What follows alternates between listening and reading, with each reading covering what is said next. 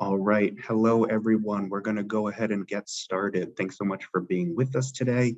My name is James Michalowski. I'm the Director of Higher Education at the Hunt Institute, and we very much appreciate you joining us today for the latest installment in our Post-Secondary Pathways webinar series.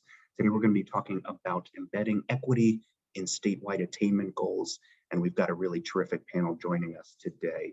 I'll just say a few words about us at the Hunt Institute. We're a nonprofit, nonpartisan education policy organization founded by our namesake, former Governor Jim Hunt, who continues to chair our board and lead us with his vision. And we have been hosting these webinar conversations as a way for our networks of state policymakers to have access to some resource experts and policymakers on the ground in states who are doing important work on some pressing policy topics. So we hope that through this conversation, you will hear some interesting ideas and actionable takeaways that may be relevant to your own work.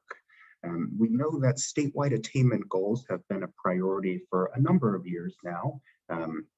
45, potentially 46 coming soon states have adopted an attainment goal that says a certain percentage of their residents will have some form of credential beyond high school by a certain date. And in recent years, there's been growing momentum around the need to enact strong equity focus points in some of these attainment efforts to make sure that we are all working towards attainment in a way that narrows as opposed to exacerbates the equity gaps that persist in states across the country. So you're going to hear from our three experts with some great ideas and policies to consider regarding equity and attainment. We are joined by Commissioner Lubbers, who is the Commissioner for Higher Education from Indiana. We're also joined by Paula Santana, who is the State Strategy Officer for State Policy, at Lumina Foundation.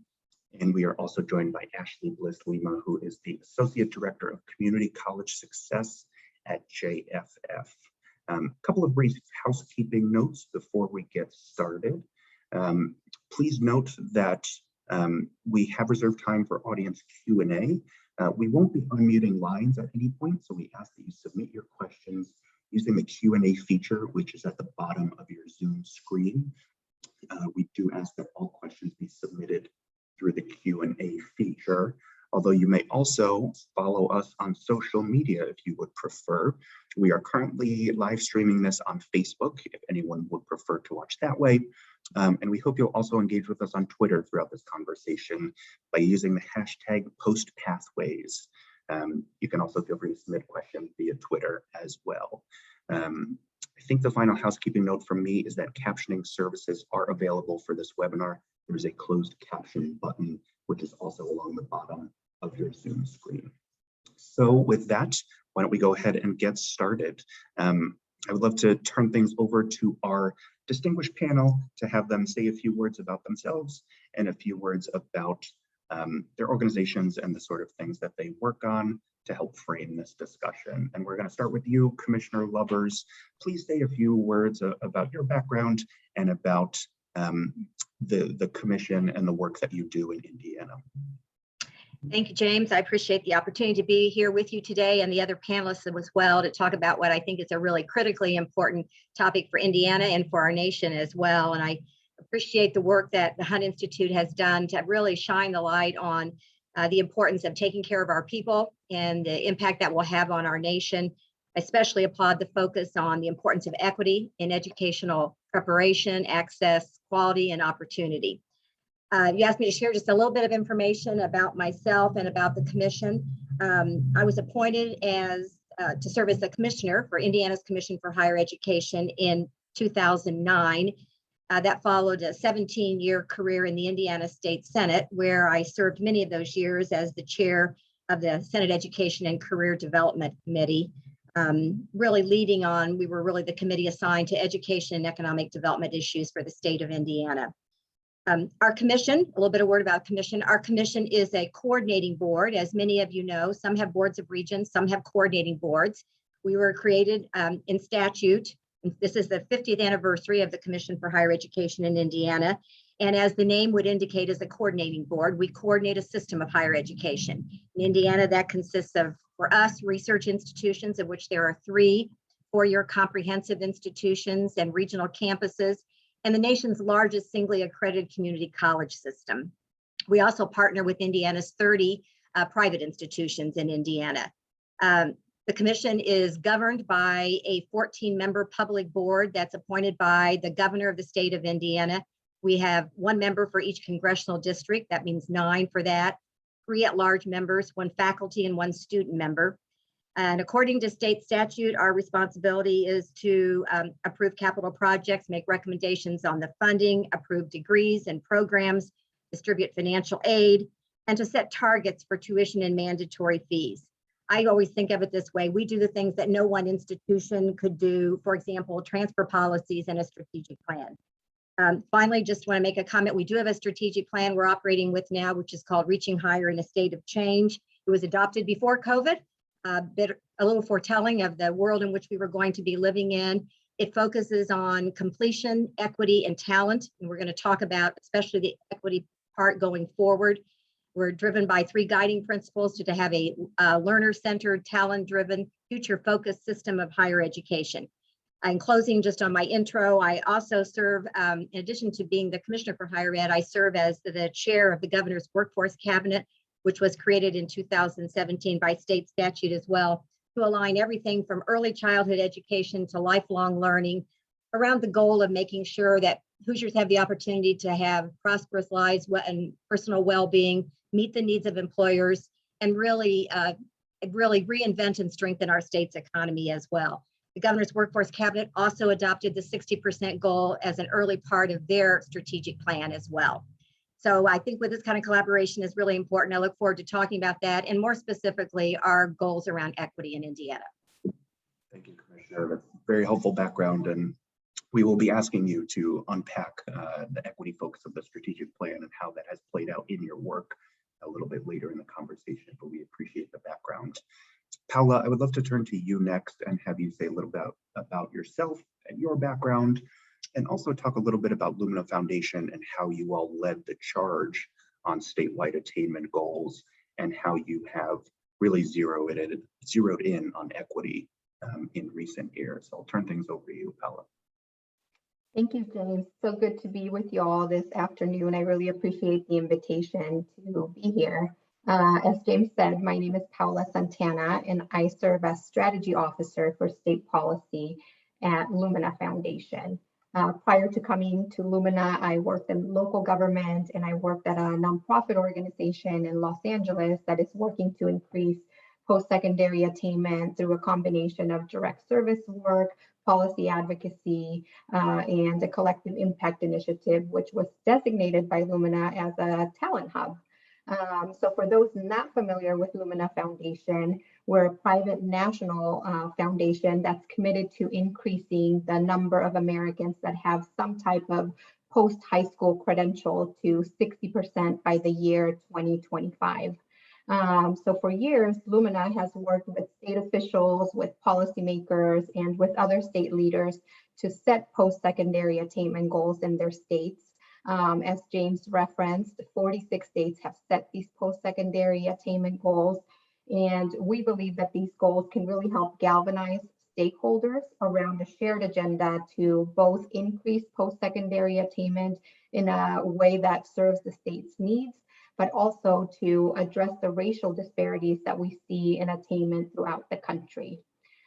For our purposes at Lumina, when we work with states, we advise them that goals should be ambitious and measurable, that they should be codified in a way that influences state policies, budgets, programs, and very importantly, the goals should really be insistent on achieving equitable outcomes for historically excluded students, for underserved students, students of color, adults, and for those from low-income families.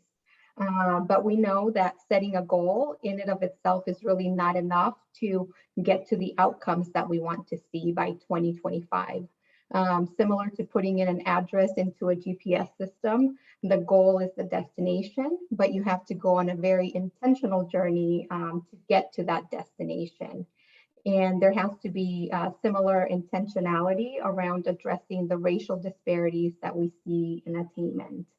Lumina publishes a Stronger Nation data set every year, which was just updated recently, that tracks the country's progress towards the 2025 goal. And so we see that across the country, 51.9% of working age Americans have earned some type of post-secondary credential, inclusive of industry recognized certifications, certificates, associate degrees, and higher. But we see that the attainment for Black, Hispanic, and Native American learners really lags behind, and that's really an unacceptable reality for us. We would not want to reach goal 2025 in a few years while leaving people of color behind, especially knowing how important a post-secondary credential is to success in the labor market and to quality of life outcomes. So at Lumina, we've adopted an equity first orientation to our work that really defines how we work, what we fund, and really defines our values and what racial equity and justice means to us. So equity is really at the heart of everything that we do at Lumina Foundation. So I'll leave it there, James. Thanks, Paula. Thanks for your leadership on equity issues in higher ed. And for those who have not yet checked out the Stronger Nation report that Paula mentioned, it was recently revamped with a really, really terrific interactive tool that allows you to cut the data in new ways, including looking at equity gaps. So I would highly encourage folks to check out the Stronger Nation site and that recently updated tool.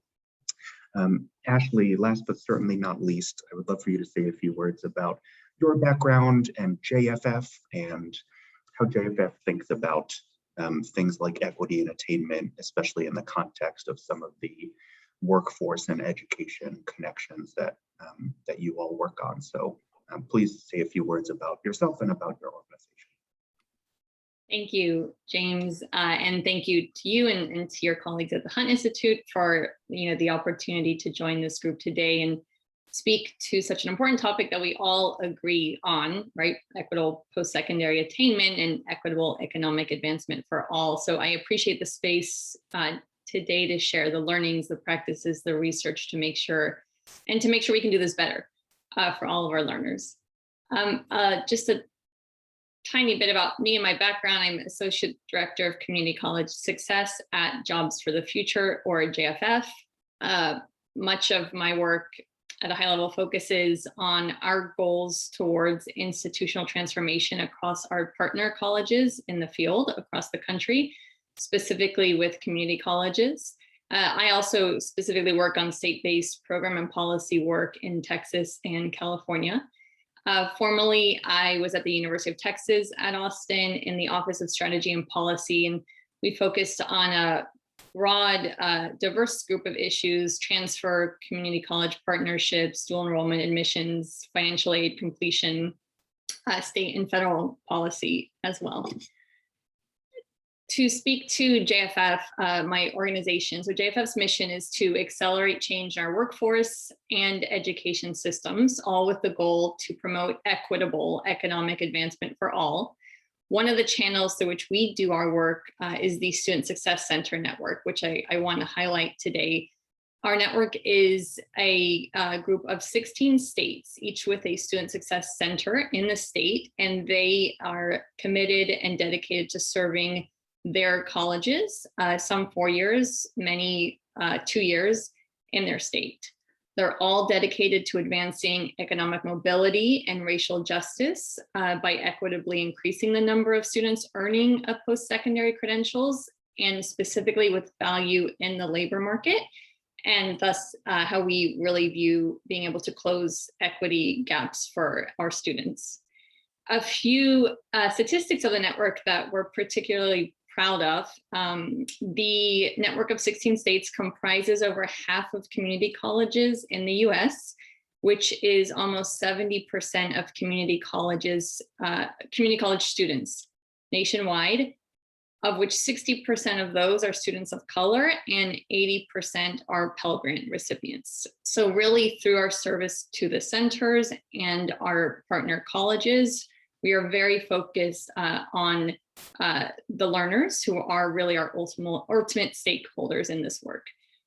I'd like to highlight one recent component of our work, and something that we just released. And much of our work historically is focused on pathways for learners across these states, so specifically guided pathways. And we recently published guided career pathways, which is a new framework we developed to merge guided pathways and career pathways, and really to think about providing supports for all learners through education into workforce. Something that very much, JFF organization-wide is focused on. This was developed in response to the shifts in how we are thinking about the intersections between work and learning, and the increased recognitions of the importance of not only economic mobility, but equitable economic mobility for all. And we really believe that guided career pathways brings this sharper focus on integrating work, so apprenticeships, building out short-term credentials into longer pathways, scaling credit for prior learning, also providing holistic supports, and all our considerations to support new and more diverse learners. And also just to emphasize that all of this recognizes and addresses that equity needs to be very intentionally designed and implemented across each of the strategies that we're laying out in our framework as well. Thanks, James.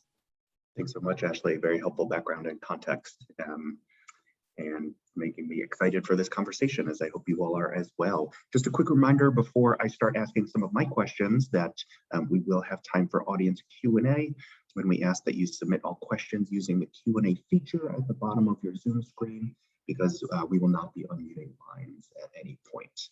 So we look forward to your questions, but I have plenty of questions myself, and so I'm going to start asking a few of them now.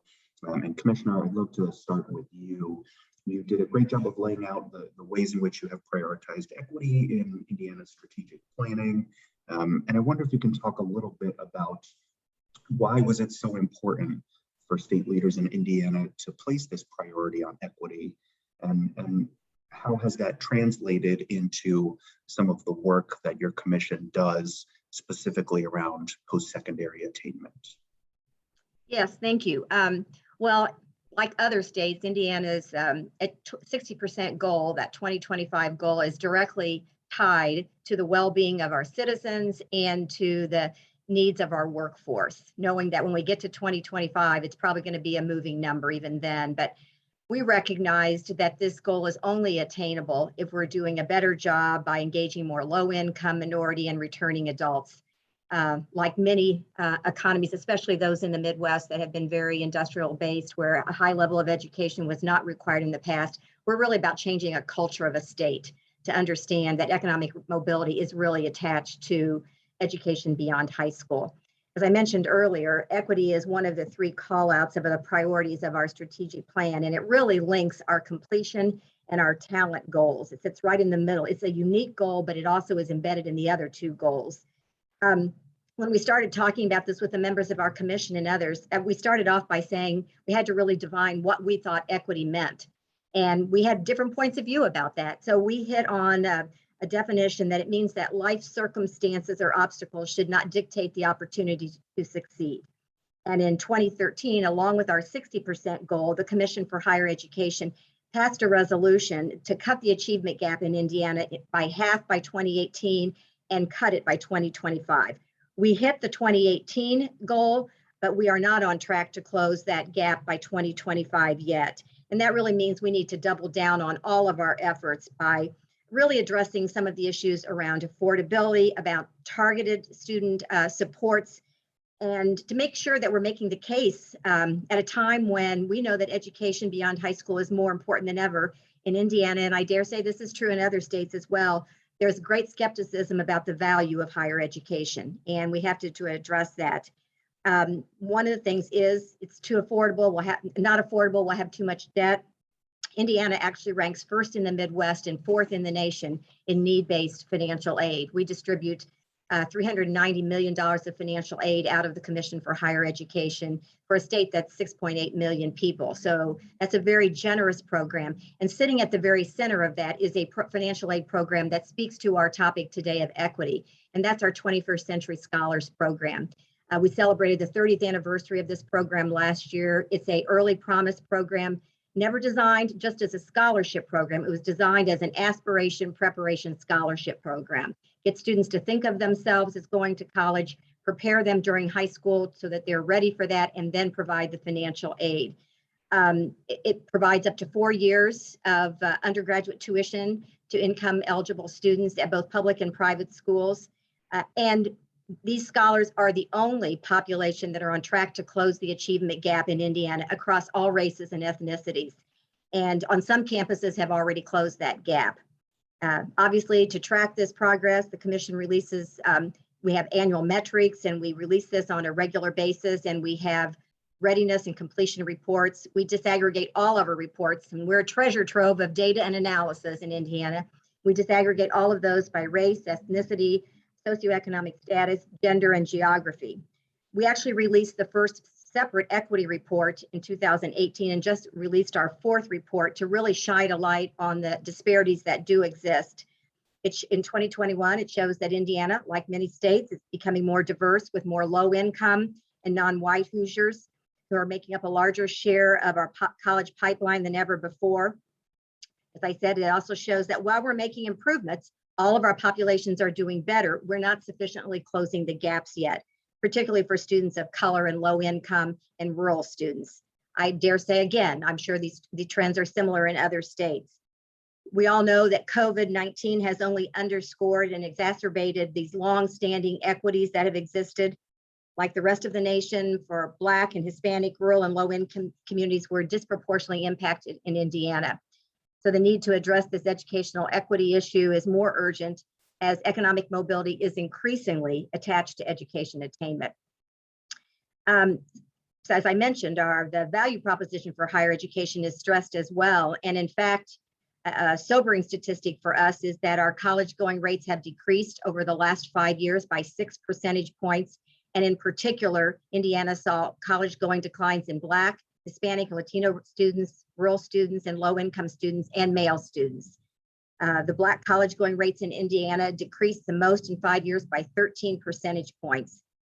Hoosier men in particular are questioning the value of higher education. I know just this week I saw articles in the Wall Street Journal and the Atlantic highlighting this gender trend at a national level as well. While women nationwide are now making up about 60% of the US college students. So that means there's a 20 percentage point difference between men and women in terms of those who are in college today. For Hoosier Black men and Hispanic and Latino men, they have the lowest college going rate at 43% and 42% respectively. So we know, we've said it throughout our careers, that education is the great equalizer. But unless we get this right with the populations that we're talking about today, it can also be the great divider. And in fact, that is proving to be the case far too often. So how do we go about making the meaningful change? You know, we're really good about talking about the data, but as I remind our team here, the data should only drive the recommendations for improvement. So I want to highlight just a few of those in closing. We're calling for looking at our higher education funding to prioritize dollars to low income and minority students through our outcomes-based funding formula. In fact, this last budget session, we placed a 25% premium for our institutions to increase at-risk student completion. And I think that's really important. We talk a lot about what we're doing directly with the students, but we have to also look at how we're actually funding our institutions as well. We have to look much more, in a much more focused way, I think, on student preparation by providing opportunities for preparation. In Indiana, 63% of our students are graduating from high school now with dual credit. But again, we're seeing a differential between low-income minority students getting dual credit or getting what we call the academic honors diploma, which is the college-going diploma. There's a disparity, again, by race and gender. We're really working on financial aid awareness. I've mentioned how generous our financial aid is in Indiana, but we need to make sure that more of our students, especially our low-income minority students, are signing up for the 21st Century Scholars Program. And in order to do that, we need to really reach out to the communities that serve them. We have a program called Padres Estrellas, which means star parents, where we've reached in and provide stipends to leaders in the minority communities who actually can reach the students and recommend that they sign up for the 21st Century Scholars and that they be prepared. We're looking at a similar program for the members of the Black community called ambassadors. You know, sometimes you have all the great government programs in the world, but unless somebody you know tells you about it, you aren't likely to take advantage of it. We're really working on career relevance. We found, especially with rural white men and Black men and Hispanic men, there has to be specific relevance, what they're learning and what they want to do. If they don't see that connection, they're much more less likely to be engaged. And then finally, we really are working on teacher diversity as well, focusing on these equity gaps in our teaching core, knowing that students of color and all students benefit when they have teachers of color throughout their educational journey. So this is just a few examples of the ways that we're trying to embed equity throughout our work in a collaboration with our employer community, our K-12 partners, and philanthropy and community leaders as well. Very, very helpful. Thank you so much, Commissioner. We are big fans of making decisions based on data, especially disaggregated data. So love how you framed all of that. And those examples are extremely helpful, and I imagine resonate with a lot of folks in the audience as well. And our great segue to the question I wanted to ask Paula, who mentioned that Lumina works with those 46 states who have goals and really works with state leaders to ensure that they are embedding equity in different ways. Paula, we just heard from Commissioner Lubbers about some innovative things that are happening in Indiana. I would love if you could talk a little bit about the importance of this focus on equity that Lumina has adopted, which you touched on a little bit, and really if there are other examples of particularly innovative ways that some of the states you all work with have embedded equity through certain policies or strategies. Would love if you could build on the commissioner's examples and pull out some additional examples from the other states that you work with. Sure, thanks, James. So when we think about this work focusing on racial equity and justice at Lumina Foundation, it really does drive everything that we do. I mentioned that we have gone through a process to define what equity means to us. And equity to us is achieved when the outcomes, such as the likelihood of having a post-secondary credential, cannot be predicted by a person's race or ethnicity. And racial justice means to us, it will be realized when the policies, the practices, systems, and the root causes that lead to inequitable outcomes are dismantled and eradicated. And so these two definitions, really drive our work with states. They drive our investments and they drive our partnerships. And we're really encouraged by what we see out in the field with more states really intensifying their efforts to improve on equity benchmarks and to figure out how they can go about addressing some of the racial disparities that we see in attainment. I mentioned earlier, setting a goal is not enough. You really have to have a roadmap of how to get to that goal. And for a lot of the states that we work with, this roadmap is their higher education agency's strategic plan. As Commissioner Lubbers mentioned, in Indiana, their plan is very comprehensive and addresses some of the inequitable outcomes that we're seeing in Indiana. And many other states have used this strategic planning process as a vehicle to have conversations about racial equity. So similarly, to define what equity means in a particular state.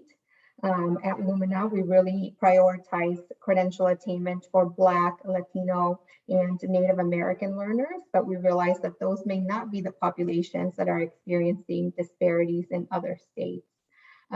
States have also used these strategic plans to elevate the populations of students that are not being served well by current policies and by the existing systems. In some cases, they've set targets for individual populations, and they're really laying out some of the strategies that the state, will explore in order to improve inequitable outcomes. So at Lumina, through our Strategy Labs partnership, we've supported a lot of these strategic planning processes throughout the country to ensure that equity is really embedded and uplifted through these strategic plans. But we have also partnered with a number of different states through our grant making as well. Lumina has a grant program called TIE, the Talent, Innovation, and Equity Grant, that recognizes states that have demonstrated a commitment to improving attainment for students of color. These states also commit to implementing innovative approaches that will help close those attainment gaps. And they commit to closing those gaps by 5 percentage points over 4 years by integrating policy, budget, and changing practices that don't serve learners of color well. Not surprisingly, a lot of the states are focused on really developing the leadership capacity to ensure that there's a deep understanding beyond the higher education agency or the SHIO within a state of the inequities that students of color are facing and what that means for the state's workforce and for the state's economy. And these efforts to build leadership capacity also are really focused on ensuring that there is energy and that there is commitment for addressing these disparities. So for example, our grantees in Colorado have developed an Equity Champions Coalition that continuously highlights the disparities that are being experienced by students of color and really elevate the need and the urgency to address these inequities, for the success of the state. They also develop a progressive agenda every year of different policies that they believe are going to improve outcomes for students of color within the state of Colorado.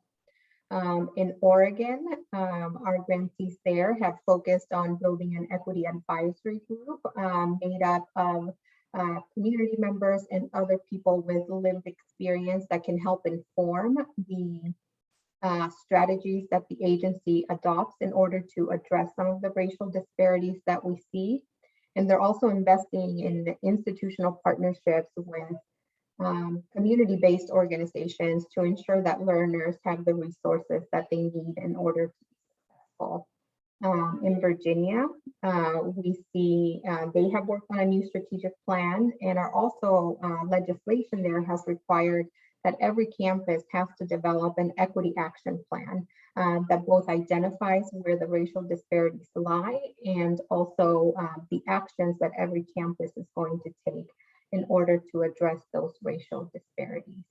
And then our grantees in Massachusetts are taking an innovative approach, what they're calling conducting equity policy audits, where they are reviewing each of the policies around various areas, including financial aid, funding, and other things, to figure out where there are policies that are having racialized outcomes, policies that are not serving learners of color well, and where those policies exist, they are working to figure out what can be done to get rid of those policies, to revise them, or to actually scale up the things that are really working and serving all students well.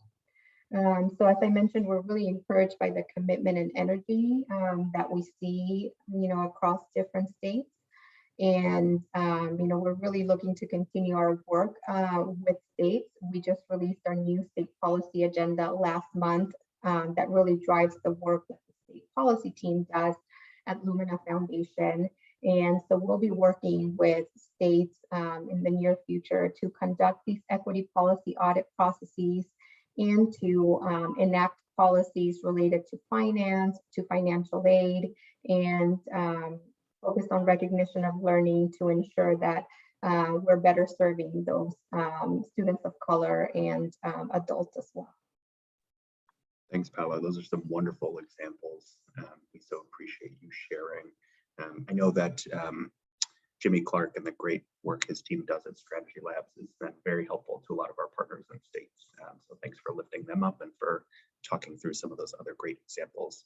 We've got a few great questions coming in. I hope you all are thinking of additional questions for the panel and submitting them using the Q&A feature. Before we turn to audience questions, I wanted to ask a question of Ashley. We've heard from Commissioner Lubbers and from Paula a lot about state level policy initiatives and strategies regarding equity and attainment. And I know you mentioned your work with community colleges, particularly the student success centers.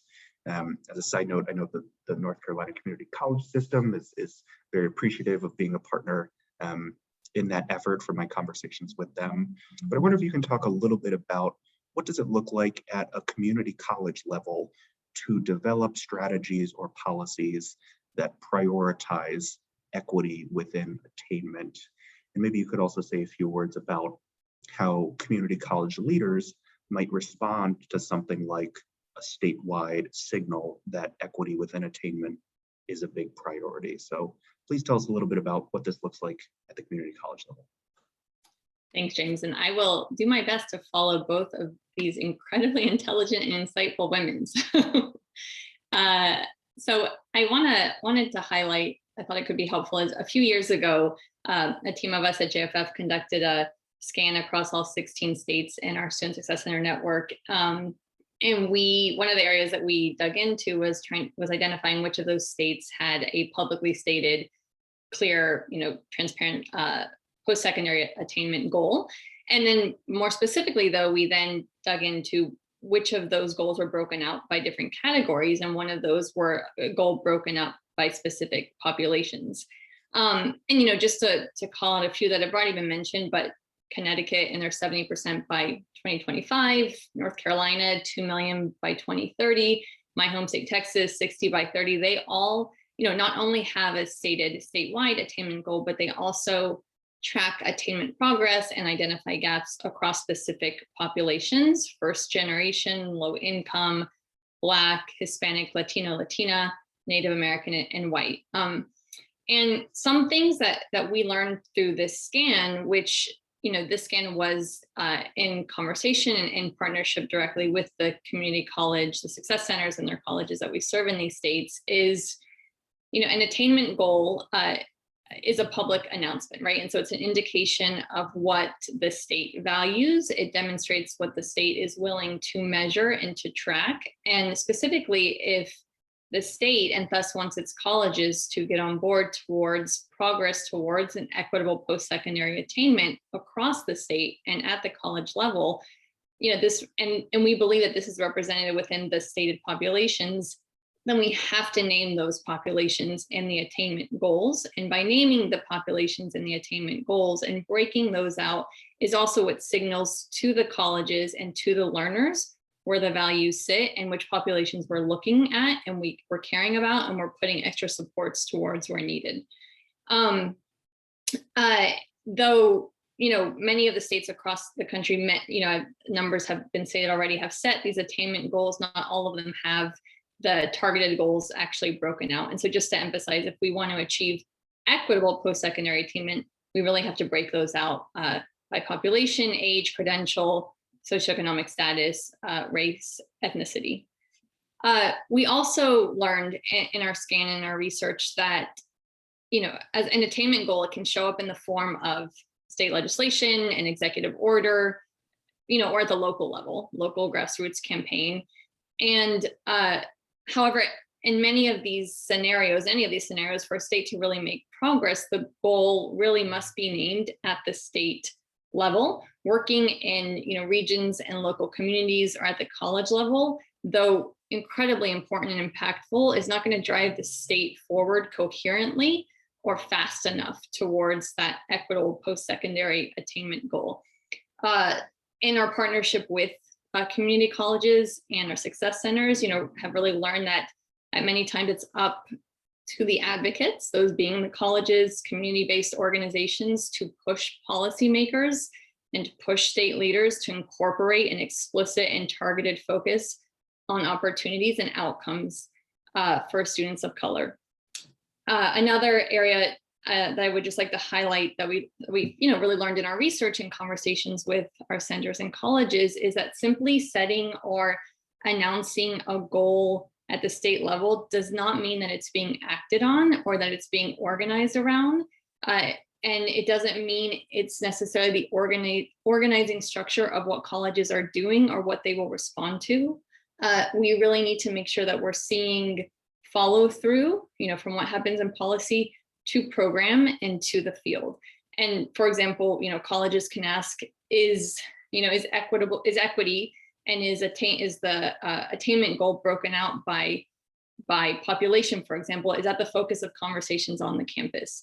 Is it the centerpiece of institutes and workshops and trainings? Are all levels of faculty and staff aware of the college's efforts towards these statewide goals?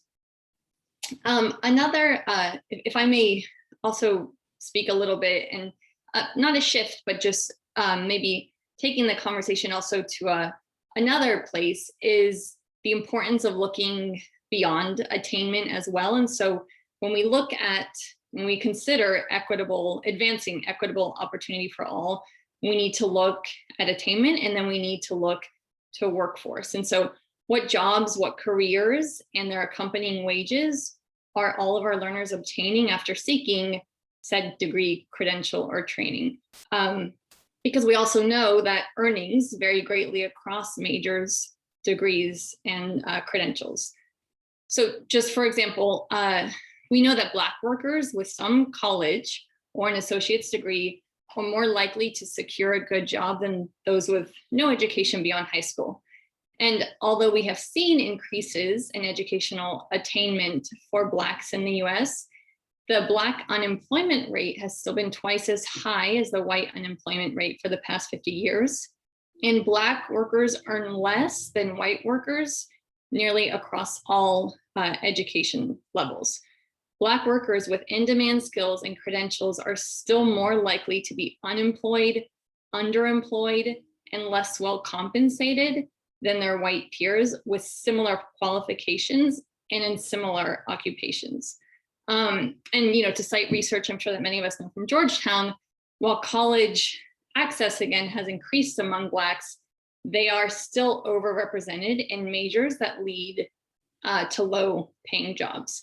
And I emphasize this, and I want to also pull in right now the opinion of my colleague and a leader of our organization, Michael Collins, that he's also been recently speaking to in an op-ed and such, and that our educational institutions, including our community colleges and those that we work with in our Student Success in our network, we must do more to disrupt occupational segregation by not just increasing educational access, but we must also focus on the success of all learners and workers in education and training pathways, those associated with high wages and family sustaining wages.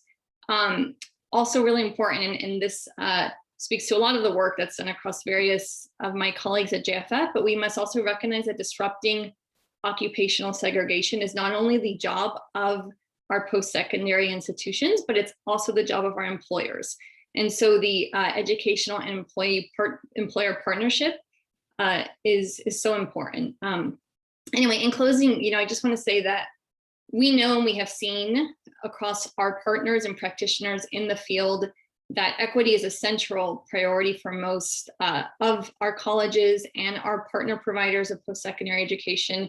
We see this on the ground with the colleges, with faculty, staff in the field. We also see them working really hard to build increased wraparound supports for all learners and job seekers. And so I just would like to end with that we should continue to take very race-conscious approaches to transforming both the learning and the work ecosystem. So addressing hiring bias, addressing lack of social capital, addressing limited information and preparation, improving and increasing our counseling and advising structures, all of these to promote both equitable post-secondary attainment, but also equitable economic advancement beyond attainment as well.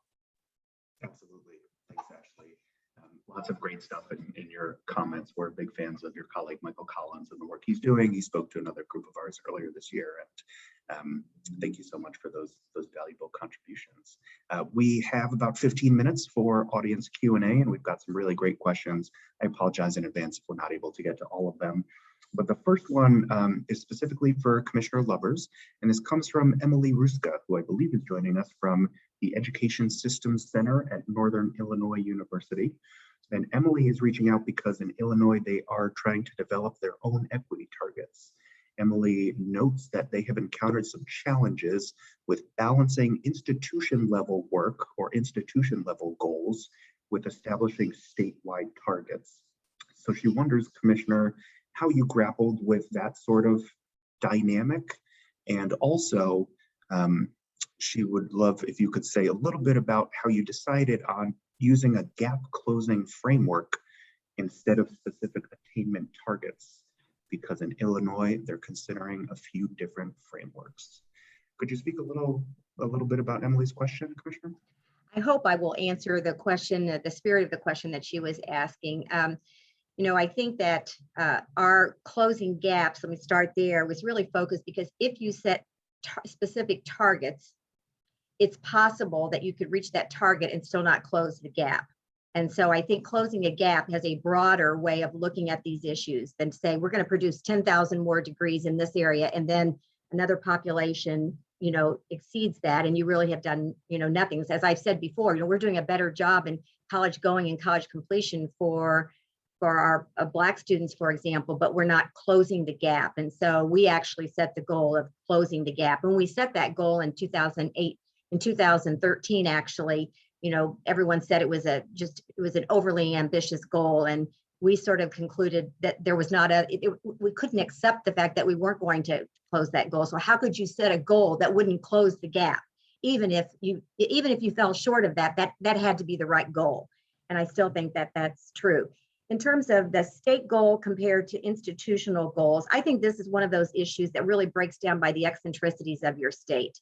And because we're not a governing board, we don't run the colleges and universities, and they are quick to remind me of that. And so what we can do is basically, by virtue of our funding mechanisms, our influence, our relationships, our work with the legislature, and others, build support for that, and then monitor what's happening at the state level, at the institutional level. The closest we come to being able to do that, I would say, is through our outcomes-based funding formula, where we reward those institutions for certain goals, of which one of those is getting more at-risk students to complete. And so while that would be operationalized at the campus level, it's financially rewarded at the state level. Very helpful. That makes a lot of sense. Thank you, Commissioner.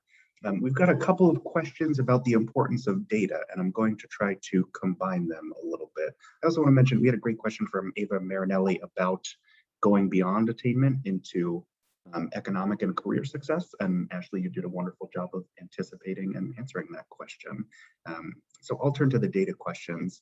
Keelia Washington, who's with my former colleagues at the Data Quality Campaign, asked about the role that longitudinal data systems play in identifying and working to reduce equity gaps. And part two of this question is Jeffrey Sasha, who I believe is joining us from American River College in California, highlighted the importance of not just quantitative data, but also qualitative data, which might allow historically under-resourced groups to play a role in highlighting the challenges they face, telling their stories, and being a part of designing solutions. So kind of a two-part question on the importance of both quantitative and qualitative data in informing these efforts. Commissioner, can I turn to you first? And then I'd love for all of the panelists to maybe give a brief response to this question, if that's okay. I think that the use of data has to drive our work. And what we're trying to do is making sure that, in fact, we are going beyond attainment. And we're talking about wage premiums, the kinds of majors that people are studying, what the benefit is. And I think it has to be done from both the qualitative and a quantitative. We put out an Indiana College Value Index, which follows what students make with the major, made with the 5 majors that are the biggest ones by institution, and what they make 1, 5, and 10 years out. But we've been very, very clear to say this is not the only way to measure the value of a college degree. There are many other ways that you have to measure it from a qualitative standpoint as well.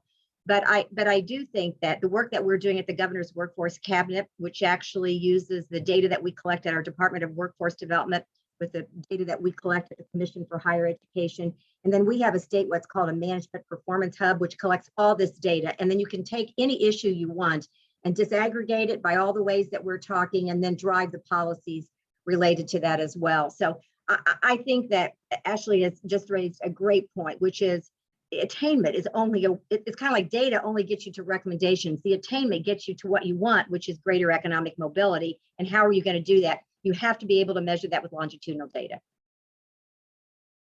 Absolutely. Thanks, Commissioner. Paula, do you want to weigh in on this question about the importance of data? I'll weigh in briefly, James.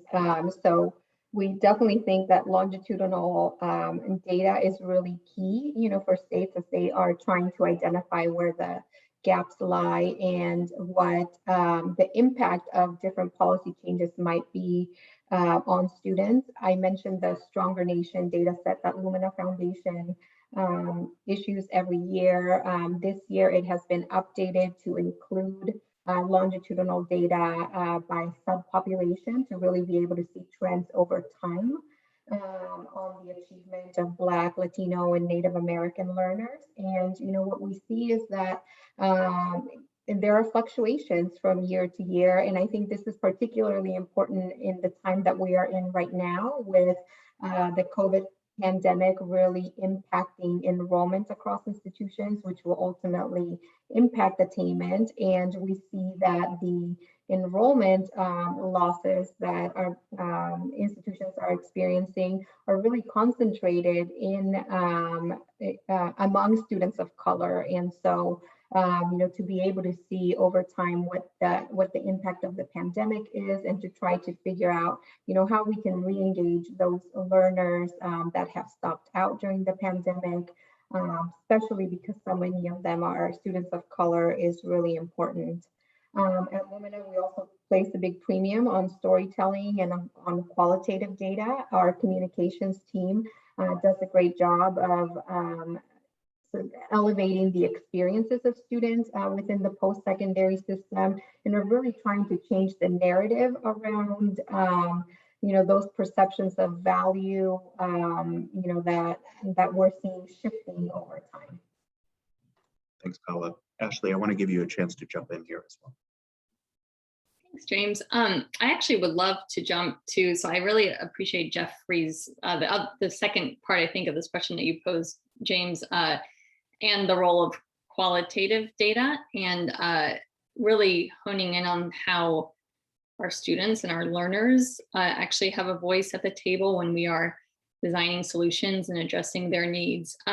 We give, and we talk a lot at JFF in our work. As I mentioned, we work through a Student Success Center, and then to the colleges, and then to the students and learners, right? So even at JFF, we're a few layers removed, but we really try to keep at the center of the work that we do and constantly remind ourselves the importance of student voice, and really ensuring how are we really bringing in student voice, whether we're, partnering with policymakers or policy advocates and designing solutions for our students, but even in particularly, which colleges of course already do this very well, but how are we ensuring that we are bringing in, to Jeffrey's point, their stories and their needs in any programs that we're also, whether supporting financially through program, et cetera.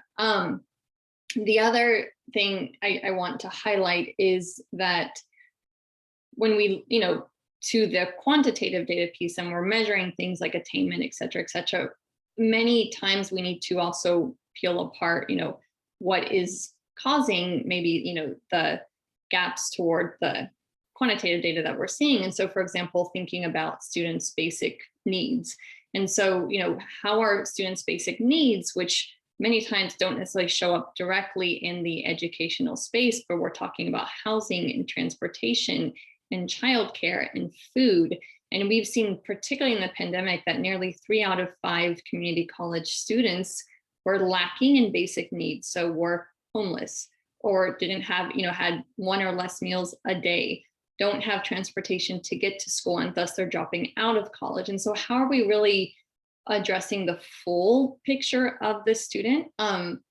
We at JFF, so our Student Success Center network is partnering with the Hope Center for College, Community, and Justice is the full name. And specifically, Hope is coming in to 5 of our states in the Student Success Center network, and will be delivering curriculum and training to staff and faculty at the colleges in these states, to really train them around increasing access to and communication around and using more effectively and efficiently emergency aid and really supports for addressing those basic needs for students. And so I think I just want to emphasize, by making sure that we're considering all facets of the student and the learner, will also help explain, when we then dive into the numbers and where we're seeing the gaps and progress as well. Absolutely. Thanks, Ashley. In our limited time left, I want to do a rapid fire response round to our last question from Marissa Lightsey, who is the Executive Director of College and Career Readiness at the Oklahoma State Department of Education. And Marissa very astutely brings up the importance of school counselors in the K-12 space and the role that they can play in narrowing equity gaps in attainment. And she cites some research about how Black students are more likely than their white peers to identify their school counselor as the person who had the most influence on their thinking about higher education. So very briefly, I would love each of you to say a quick word about the importance of preparedness and counseling, and how you all think about the role that school counselors and other K-12 leaders play in something like equity and attainment. Commissioner, we'll go first to you for a quick response. We have an organization through here called Learn More Indiana, which is our outreach to students, especially high school students and returning adults, to make sure that they know what they need to know in order to access and be successful in college. And we work directly with counselors in that. We also have 8 outreach people from the commission who work around the state, who work directly with our high schools, who actually bring to the school, working with the counselors, the programs and policies and opportunities that we have. So I think that you have to actually meet them where they are, which means you need to be in the school, you need to be providing this information. We do that through both a statewide outreach program and then specific targeted efforts. Wonderful. Thank you, Commissioner. Paula, anything brief to add on this? Sure. So I think the importance of counseling in the K-12 system really can't be understated, particularly for our first generation students, who don't know how to navigate our post-secondary education systems. But counseling is definitely one of the areas where we see huge funding inequities. Caseloads at high schools that primarily serve students of color tend to be higher. Funding for the schools tend to be lower. We see similar trends with funding in post-secondary education, where the institutions that serve our Black and Brown learners, tend to have fewer resources than institutions that are primarily white. And so I think if we're going to make progress in improving that transition from high school to college, we really need to address the inequities that we see in funding and in some of these caseloads. Yep. Thanks, Paula. Ashley, quick last word, over to you. Yeah, thanks, James. I'll just speak. So they both spoke, or Paula specifically spoke at the K-12, and I'll just also emphasize the importance of counseling, once they enter into post-secondary is so important. I mean, post-secondary is expensive, and the commissioner mentioned earlier, people are seeing, I think, increasingly so the decreased value of higher education. And so the capacity to explore around post-secondary education is not there anymore because it's too expensive. And so I think that community colleges, for example, do have a role in disrupting patterns of who is enrolling where and where are they going off to. And we can do that through counseling and advising and remediation, which are really powerful levers that are able to shift patterns of enrollment and trajectory past attainment. And so to disrupt those patterns, those supports have to be in place for the students. And I think that really is where the counseling and advising comes into place from day one. Absolutely. Thank you so much to our 3 terrific panelists. This has been an especially robust and helpful conversation with a lot of great takeaways that I'm sure our audience is very pleased with. I want to thank you all for spending your afternoon with us and quickly let you know about some upcoming webinar opportunities from my colleagues at the Hunt Institute. On Tuesday, September 21st, we have the latest in our Race and Education series that we're partnering with Teach Plus on. A week later, on the 28th, we've got the first in an exciting new webinar series. We're doing a partnership with Governor Bob Wise on the COVID-19 constituency.